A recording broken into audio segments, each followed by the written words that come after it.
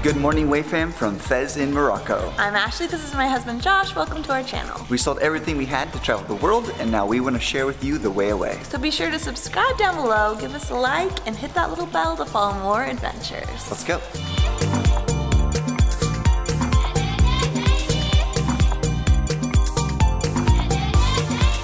So today we are in Fez once again, and we're having breakfast at our Airbnb. Again, if you guys want to check the link down below, you can come here, stay for yourself.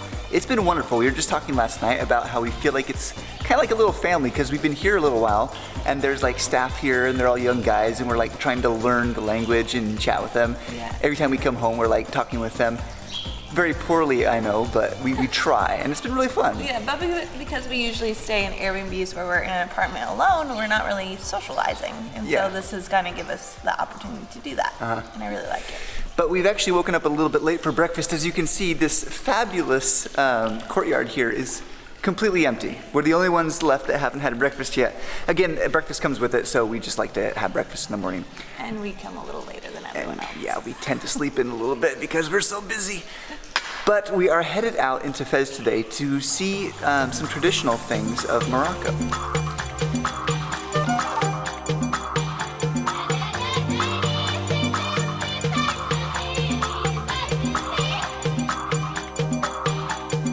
We walked down to the tannery area where they make all the leather. It is rough to get up here. Everyone wants you to pay, although when we got up here the lady said, don't worry about it, she's the boss, we don't have to pay anything. It's about €1 they want us to pay, but it's just people hanging outside the stores telling you have to pay to go in. So, but we made it, and I heard early in the morning you can see them dyeing all of the leather down below, and that's what we're seeing right now, which is really cool.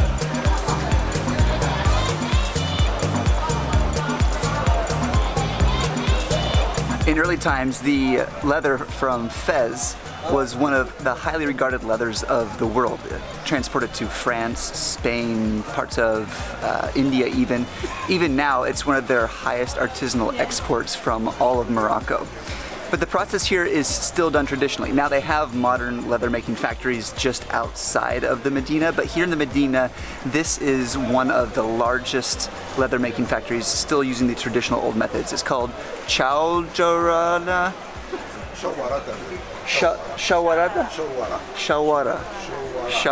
Tannery. And the way that they go through the process is they mix stuff like cowpea, lime, salt, and they soak the leathers in that for a couple days. That softens it up, and then they can take it out, scrape off the hair and the fats, and then they lay them out on the rooftops to dry in the sun for a couple days. Once they're dry, they'll put them back into another bath of other nasty stuff, and that softens up the leather. Then they walk all over the leather and sort of beat it into submission, making it soft and supple. And then once that's done, they dry it out and they trim it off, get it prepped for selling, and they ship off the little bits for filler in other leathers, and then the big bits for nice leather making.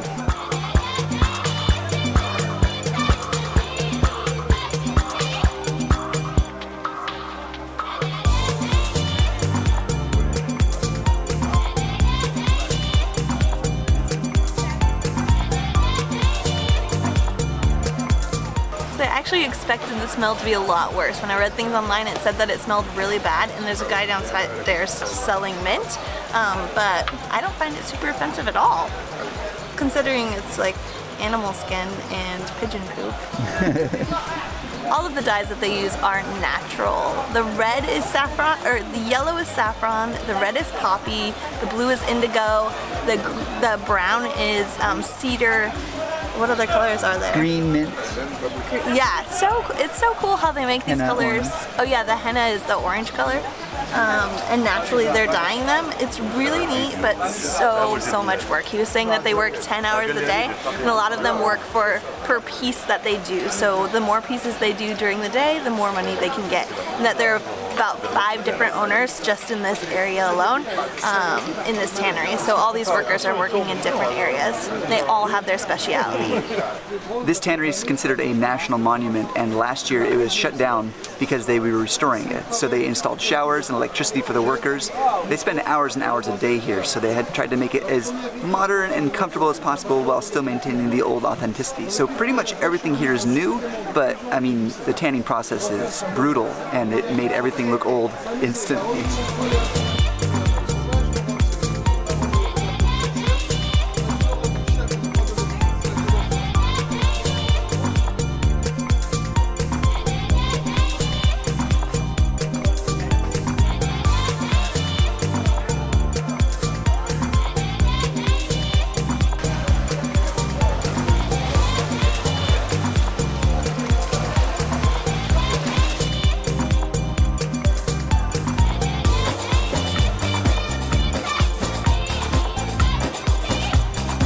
That was a really interesting experience. I've never seen leather making done naturally like that. It was really cool. The only problem is, as we've been experiencing sometimes, oh, this is a dead end. Okay, we thought we'd find a clever way out of the city.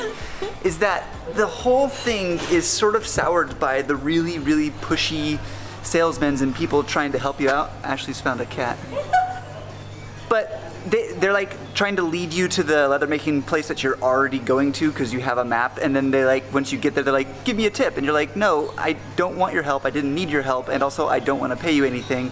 And then you get inside and the owner's like, yeah, don't pay them anything. But then when you come out, they're like, pay me, and you're like, no, leave me alone, I really don't want your help. So it's so frustrating because you can find really, really nice people. Like the vendors in the stores were actually really nice. Yeah. But the people around it are like vultures of sorts trying to like scrape money off of you. And you're like, I would love to experience this and treat you naturally like a human, but you're really making it difficult. It's frustrating, you know? It's hard because you don't know, like that is the way that they make their living, yes. their income. Yeah, absolutely.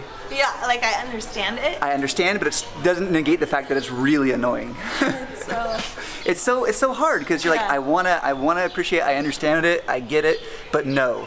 But all in all, the experience was really good. Yes. There's a man that was working at the leather shop. He showed us around and he also explained everything to us. And I really appreciated that. Absolutely. So the people in the shops themselves were fantastic, really. We were recommended to go to stall number 10. We went just past it to stall 14, which is basically the next door. It's supposed to be the same thing. Apparently it's like the same shop, but literally I was blocked by a guy at the number 10 stall saying, give me money, and I was like, no. So I just kept walking and I went to the next one. I think that 14 had the better view because you literally could look That's over. actually true. So I would just start at number 14. There you go. So we used maps.me, and then you can literally just zoom in on the leather area, and there's actually a pin for stall number 10. Just go a little past number 10 and go to 14. That's the way to do it. Yeah.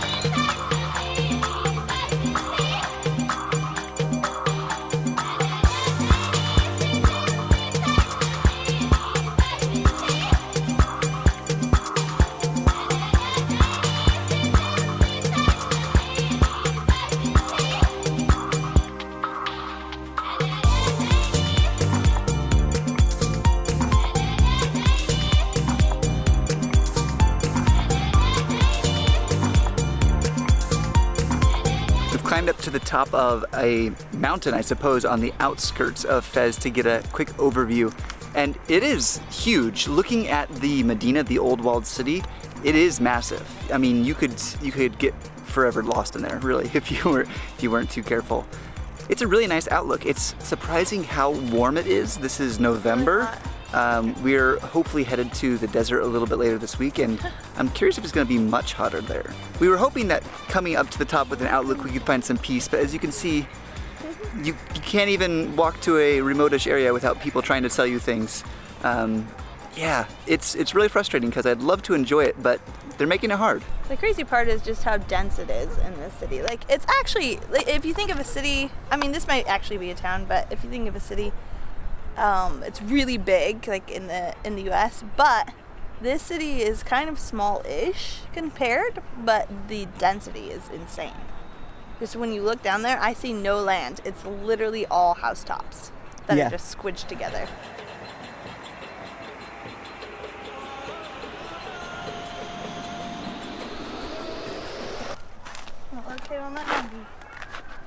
We're climbing down and we see all the guys drying the leathers out on the rocks on the hillside.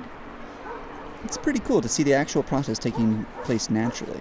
They're brushing the dust off of them. They're going to take them back into town and cut them all up to be used.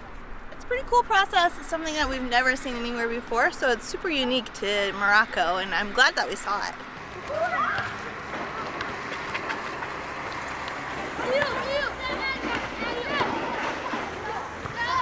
After all that walking around and hiking, we are hot and sweaty and tired, despite it being November.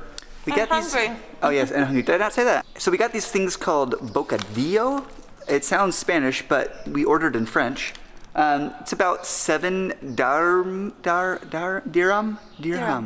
It's about 7 dirham, and Which that's is like less than a buck. just under $1. Compared to $5 or $6 for a tagine, this is a much better price. Sandwich. You can get a sandwich. This is what all the locals were buying. It was and a little shop that was packed full of Oh, locals. yeah. So we were walking the streets trying to figure out where Yeah. to eat, and then we saw like 15 people huddled into a hole in the wall. yeah, just decided to go Like, with what all the right. locals like. And I watched everyone order, so I knew that he was going to ask if I wanted mayonnaise and ketchup and other things. So, yeah, We're not sure what the meat is. It's shredded and it's pink, it looks like shredded bologna. but I we're don't not know. sure.